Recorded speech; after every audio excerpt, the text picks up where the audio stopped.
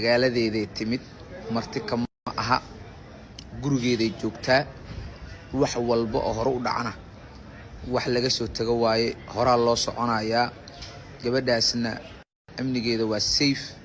magaalada meesha ugu nabadda fiican ay joogtaa sharafka iyo karaamada reer Muqdisho dad qaasa ma matali karaan mana dulmin karaan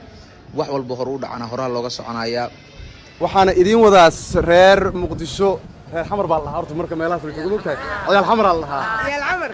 gabadha mas'uulka ay baa idin wada horta waxaana leeyahay gabadha waxaad u tihiin baa ka weyn waxaad u tihiin ka weyn waxa idin leeyahay hadalkaas maya hadal sarbeeban waaye waxaad u tihiin ka weyn gabadha waxa idin leeyahay ii soo dhaweeya meelaha waxaad ugu soo qoraysaan iga joojiye bas waaye aad baa idin salaamaya waan daawade waxaa hadalhayn weyn dhalisay baraha bulshada iyo Soomaalida dhexdeeda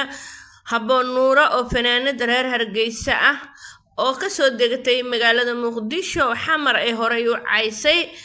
waxa lees hadalhaya xamar ay horay u caysay sidoo ku imaan kartaa horay wixii hees ku tiray cadow aan xamar lahayn milihin ama xaaraan ka xigna camal waxyaabahaas lees hor dhaafaya dad badan waxay leeyihiin waa la xiray hoteelka ee xamar ka degneeda lagu weeraray Habboon Nuura iyadoo iska socoto horta xamar ma imaanin Habboon Nuura nin aawato oo la yiraahdo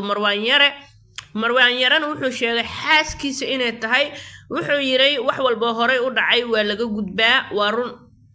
Soomaalidu way isdagaashaa way is caysaa waa laga gudbaa waxa Habboon Nuura xamar ku caysane wax ayada maskaxdeeda ka soo hindistay ama kaskeeda ay ku maagtay xamar ma ahayn abwaana heesta sameeyay erayada sameeyay laxan saaray ayadana waa loo dhiibay fanaaniin badan ah heesta qaadayeen way ka soo dhex muuqatay haddana waxa keensaday Marwaan Yara oo sheegay inuu mas'uul ka yahay inay xaaskiisa tahay Habboon Nuura ee show dhigi rabaan oo xamar si qurux badan loogu soo dhaweeyay horta qofka hadduu qaldamay qaladkiisa hore in loo raaco ma ahan Soomaali dhan wada qaldanto maalin walba waa la iscaayaa xamar waa la caayaa gobolada waa la caayaa qof walba deegaankiisa lagu caayaa qof walba meeshuu degan yahay lagu caayaa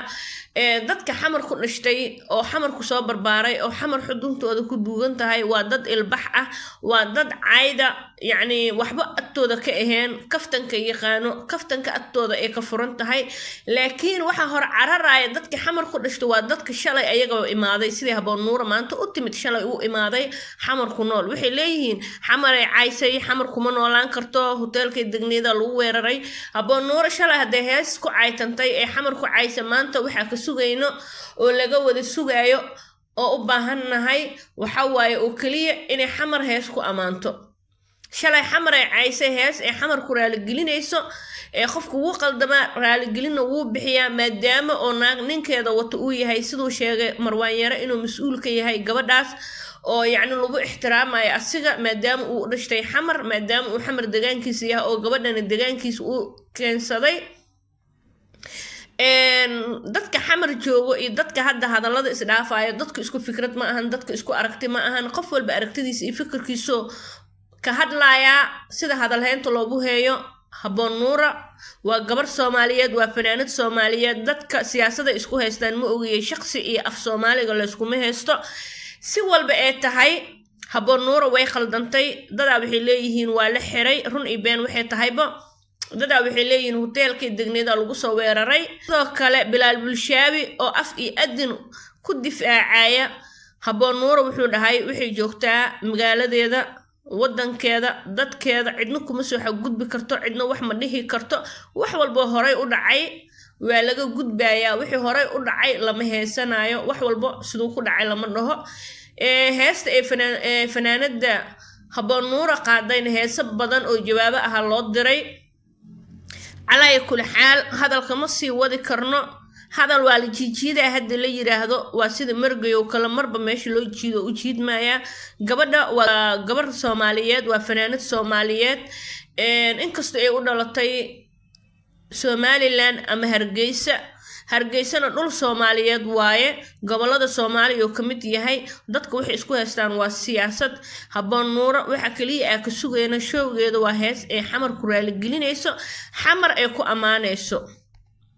habboon nuura fanaanada reer Hargeysa oo si qurux badan loogu soo dhaweeyay magaalada Muqdisho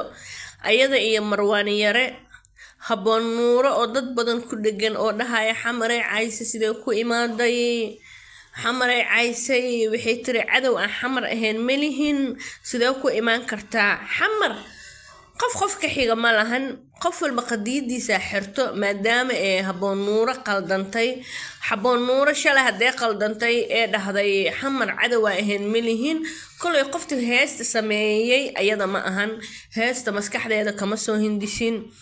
eriyadiisa fikirkeeda ma ahayn abwaana heesta sameeyay oo maxaa la dhahay fikirkiisa ahaa oo maskaxdiisa ka soo hindisay laxanka saara iyada waa loo dhiibay way ku luuqadeynaysa oo kaliya haddii ay khaldantay heesta ayadoo ka fiirsanin ee ku luuqadeysay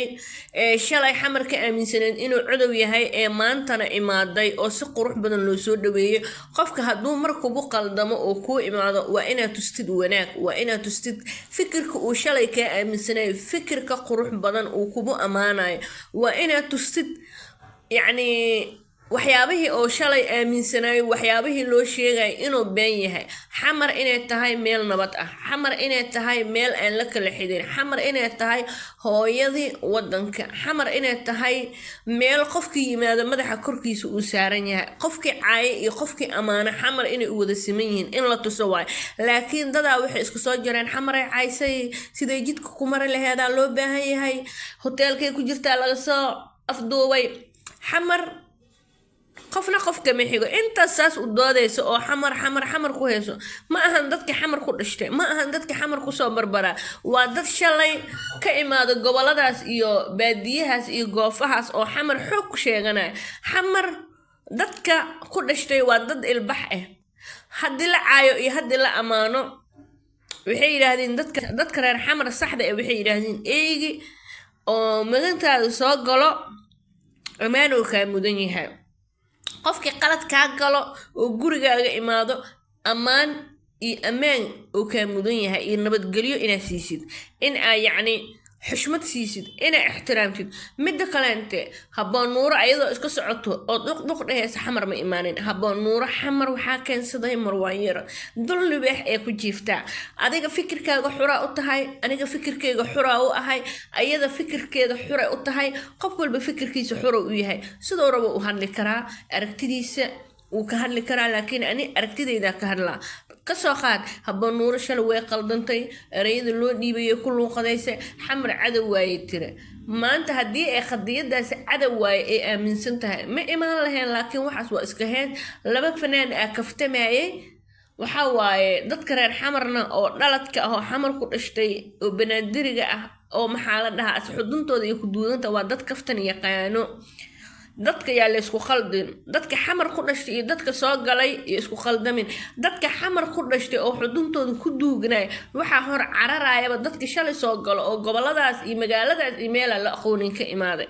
hor cararayaan xamar ay caysay waa dileena waa yeeleena waa aheed sidee jidka ku mari laheedaa la rabaa xamar kama xigtiin gabadhaas haddana dul libaaxay ku jiiftaa Bilaal Bulshaawi wuxuu dhahay habboon nuuro wadankeeday joogtaa magaaladeeda joogtaa dadkeeda dhex joogtaa cidna kuma soo xagudbi karto rag iyo rabbi ee leedahay intaasaaba ku filan baqanacnaan Bilaal Bulshaawi oo ahaa ninka lagu xiray Hargeysa maanta wuxuu difaacayaa habboon nuuro waa gobonimada lagu sheegayo waa gobnimada lagu sheegayo waa yacni wanaagga lagu sheegayo waa xushmada lagu sheegayo qofka hadduu ku xumeeyo waa inaa wanaajisid